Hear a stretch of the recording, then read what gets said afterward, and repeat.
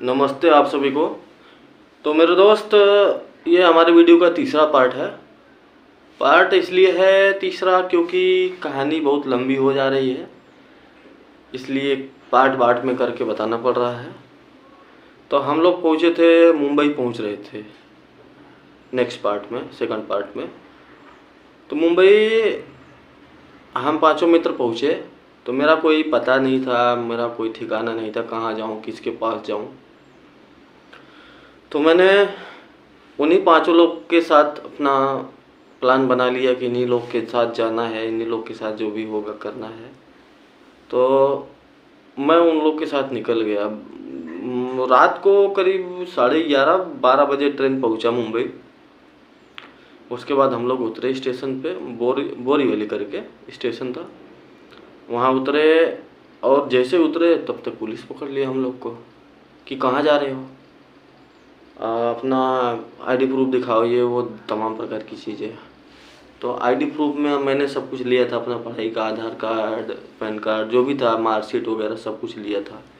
तो मैंने दिखाया, तो वो देखे कि मैं यूपी का, और वो 5 लोग जो भी थे एमपी के। तो बोला, पुलिस बोल रहा है कि कहीं कांड करने जा रहे हो क्या? मैं नहीं नहीं सर, ऐसा कुछ नहीं है। तब तक जहाँ हम लोग जा रहे थे काम करने के लिए वो लोग, तो उसका सेठ आ गया।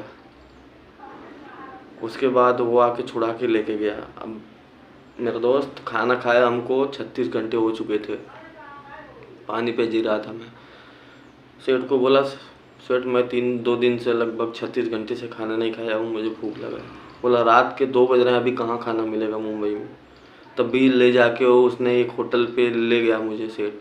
जब देख रहा है कि होटल बंद हो रहा था, मतलब उधर बर्तन घसाई वगैरह हो रहा था, साफ़ सफाई हो रहा था, सुबह की तैयारी हो रही थी खाना बनाने की, रात का कुछ एक पाव तक नहीं बचा था खाने के लिए। वो दिन ज़िंदगी में कभी भूलेगा नहीं दोस्त।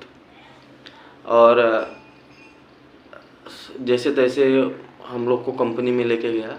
बहुत बड़ा गोरेगांव का एक नेस्को हॉल है, वहाँ पे जैसे तैसे सुबह हुई। सुबह 10 बज गया, 48 घंटे हो गए हमको खाना खाए। 10 बजे वड़ा पाव मिलता है खाने को। ज़िंदगी में पहली बार वड़ा पाव खाया था, वो भी मुंबई में। वड़ा पाव होता कैसा है, 2017 की बात है। उसके बाद लगातार उसमें काम पे काम, इलेक्ट्रीशियन का काम था। 24 घंटे में 6 घंटे 4 घंटे सोने को मिलते थे। 2 महीने तक उसमें से हम लोग को बाहर नहीं निकलने दिया गया। इतना काम, इतना काम, बाप रे। काम किए, उसी में नहाए, उसी में खाए, उसी में पड़े हैं। 2 महीने तक मैंने सूरज नहीं देखा था। और मेरा दोस्त का जो मोबाइल था, इतना काम किया था ना कि अचानक जिधर बैठता उधर नींद आ जाता था। मेरे दोस्त का मोबाइल इसे सर पे रख के, सीने पे रख के मैं सो गया, और मेरा मोबाइल वो चोरी हो गया। मेरा मोबाइल वो चोरी हो गया, पता ही नहीं चला किधर चल गया। और वहाँ सीसीटीवी कैमरा भी नहीं था कि पता कर पाए। अब चला गया दोस्त मोबाइल। परेशान हुआ, कुछ नहीं कर पाया। फिर बाद में जिसके अंदर मैं काम करता था, वो सेठ ले जाके नाला सुपारा के, सुपारा फाटा एक जगह पड़ता है, वहाँ पे सबको ले जाके रूम लेके रखा था। सब लोग वहीं रहते थे, जब काम आता तो सब लोग जाते थे। तो मैंने उसको, सेठ को बोला, सेठ हमको मतलब पेमेंट नहीं दिया था उसने, खाली खिलाता था, काम करवाता था। मैं बोला, सेठ देखिए ऐसा ऐसा पेपर में निकला है, मैं सिंगिंग करने के लिए आया हूँ, मुझे कम से कम 6-7 हज़ार रुपये दे दीजिए, तो मुझे अपना वॉइस टेस्ट कराना है, मुझे सिंगर बनना है। मतलब देना नहीं चाहता था, कि छोड़ना नहीं चाहता था। जैसे तैसे करके उसने दिया, रोते गाते। और मैं वो पैसा लेके गया गोरेगांव, फिर से गोरेगांव गया, और वहाँ पे स्टूडियो में गया वॉइस टेस्ट कराने के लिए। फिर मैं सोचा कि यार, अभी उस बंदे के साथ काम करके मेरा लाइफ बंधन जैसा हो गया है, मैं उससे दूसरी जगह काम पकड़ लूँगा।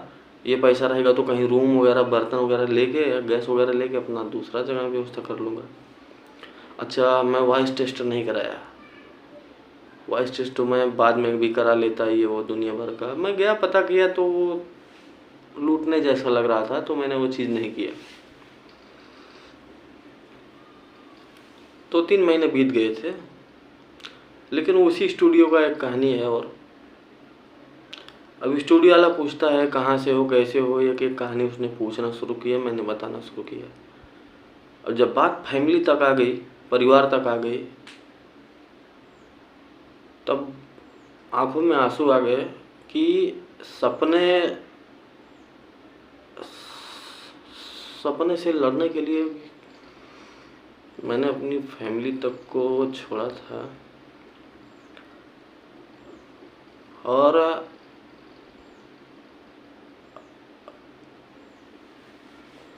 मेरा दोस्त वो एक ऐसा बंदा था मेरी ज़िंदगी में, छोड़ा क्या था, मेरा किस्मत ऐसा था कि मुझे कुछ समझ में नहीं आ रहा था। खाली यही गाना है, मुझे गाना है, गाना गाना है, मुझे कुछ नहीं समझ में आ रहा था। 17 साल उम्र था मेरा उसमें, खाली नासा था एक गाने का।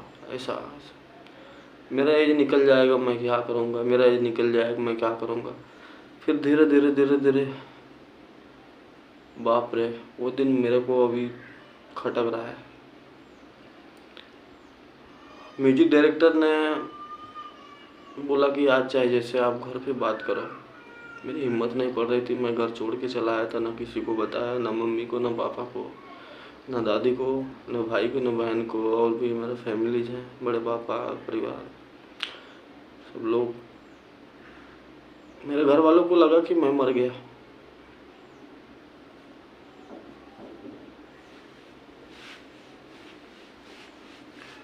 मैंने फ़ोन किया उसके नंबर से, मेरे पास मोबाइल भी नहीं था।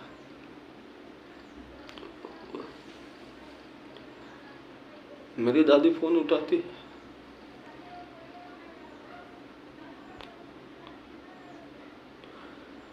बोलती है हेलो।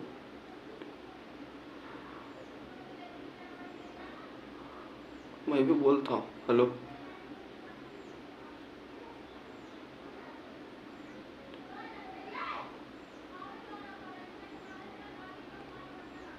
मेरी दादी रोने लगती है।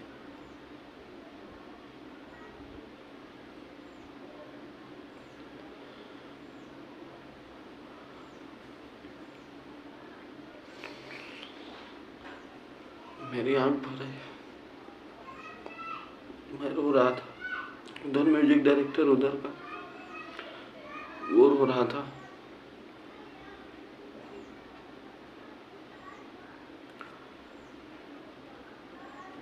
मैं बोला दादी कैसी हो? वो रो के कही बेटा हम तो सोचे तुम चल गए इस दुनिया छोड़ के।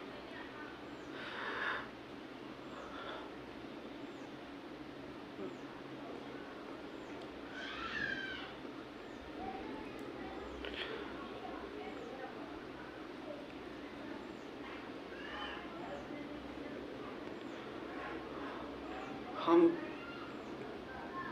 क्या बोलते, यही वो दिन था मेरी जिंदगी का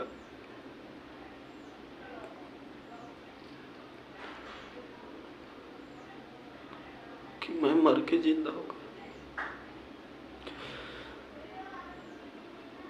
मेरी फैमिली मतलब 3-4 महीना हो गया, सबको लगा कि मैं जिंदा नहीं हूँ। बहुत खोजा उन्होंने, मेरी हिम्मत नहीं हुई उन्हें फ़ोन करने की कि मैंने गलत कदम उठा लिया अपनी ज़िंदगी में, पढ़ाई छोड़ के।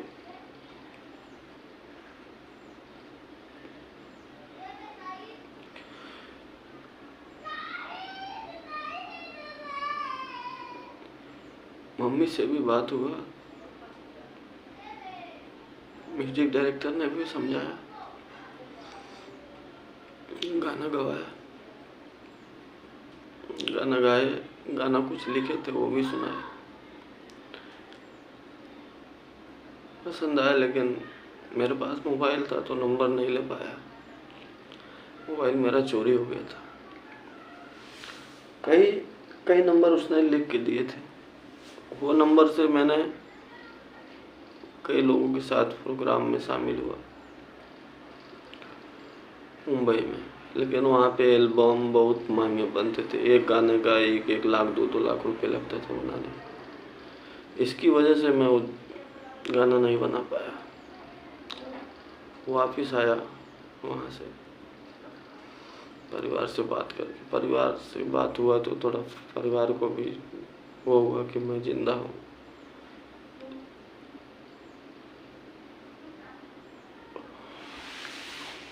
वही बोला ना, मेरे माँ बाप, मेरे भगवान, मेरी दादी, मुझे चाहने वाले, मुझे प्यार करने वाले जितने भी, सबसे मैं माफ़ी मांगता हूँ कि मैंने इतनी बड़ी गलती की थी ज़िंदगी में। पढ़ाई छोड़ के मैं निकल गया अपने सपने को पूरा करने के लिए, लड़ने के लिए।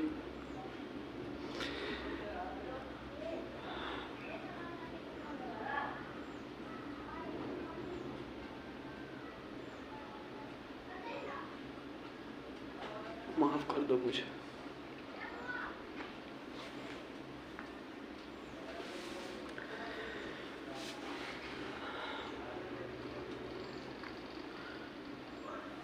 मेरे दोस्त,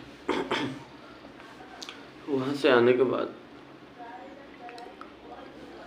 मैंने कई काम, रूम लिया, बर्तन लिए, गैस लिया, काम खोजा, काम करना स्टार्ट किया, काम करने लगे, मेहनत करने लगे। फैमिली से भी बात होने लगा।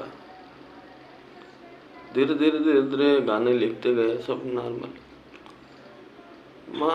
वहाँ जिस चाल में मैं रहता था, उस चाल में एक रिलेशनशिप में एक गायक आए हुए थे जिनका नाम गोलू था। उनसे मुलाकात हुआ। उन्होंने कुछ ट्रिक आइडियाज कुछ बताया, कैसे स्टूडियो में गाया जाता है, कैसे क्या होता है। मेरा उनका दोस्ती हुआ। उसके बाद बातचीत होना शुरू हुआ, दोस्ती हुआ, सब कुछ बताया। और उन्होंने वादा किया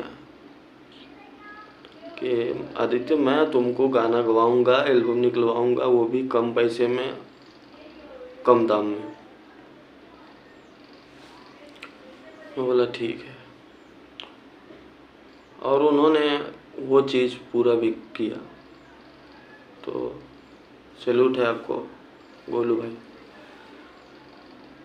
जैसे तैसे करके गोलू भाई आए थे शादी में, शादी हुआ, वो चले गए गांव। गाजीपुर के रहने वाले थे, यूपी के। मैं जौनपुर का। मेरे गांव से उनके गांव का 150-200 किलोमीटर का अंतर है, 150। और उसके बाद वो चले गए। धीरे धीरे धीरे धीरे मैं काम करता रहा। और सावन का महीना आने वाला था, और मेरे फेवरेट मेरे महादेव हैं, और मैंने गाने का स्टार्ट वहीं से करना था। तो मैंने गोलू को फ़ोन किया। मैं बोला, सर भाई ऐसा है, मुझे गाना गाना है सावन का, अब क्या करूं? बोले आ जाओ, गाना गाते हैं। तो फिर मैं, बारिश बहुत हो रहा था, बारिश बहुत हो रहा था। सेठ से पैसा मांगा, सेठ दो, मुझे जाना है, इमरजेंसी में काम है, ऐसा वैसा। मैं काम नहीं किया उस दिन। बारिश हो रहा था, लड़ाई लड़ के फिर ट्रेन में बैठ के वहाँ से गाजीपुर का सफ़र तय किया, 3 दिन का। अपने दोस्त के घर पहुँचा, और दोस्त के साथ बैठ के मैंने गाना किया, लिखा गाना। और जाके स्टूडियो में, मुझे क्या पता था कि डमी क्या होता है, ये सब लिरिक्स, ये सब मतलब कुछ नहीं मालूम था। उस दोस्त ने बताया ऐसा ऐसा होता है। मैं बोला अच्छा। स्टूडियो ले गया, वो दिखाया, बताया, गाजीपुर के स्टूडियो में। तब जाके मेरा पहला गाना रिकॉर्ड हुआ। और गाना ये था कि गौरा चीलम धारावा हम गांजा पियम, भोले बाबा का। पहला गाना ये था, दूसरा ये था कि लेके अइती जलवा हमहूँ कंवरिया सजाई के, लेके अइती जलवा हमहूँ कंवरिया सजाई के, दिलवा में ललसा रहे तोहरा धाम आवे के, दिलवा में ललसा रहे तोहरा धाम आवे के। मेरे दोस्त ने जो वादा किया था उसने वो पूरा किया, और आधी अधूरी चीज़ें अभी कुछ बाकी है। वीडियो बहुत लंबा हो रहा है, नेक्स्ट पार्ट में आपको बताता हूँ। तब तक के लिए बाय बाय, जय हिंद।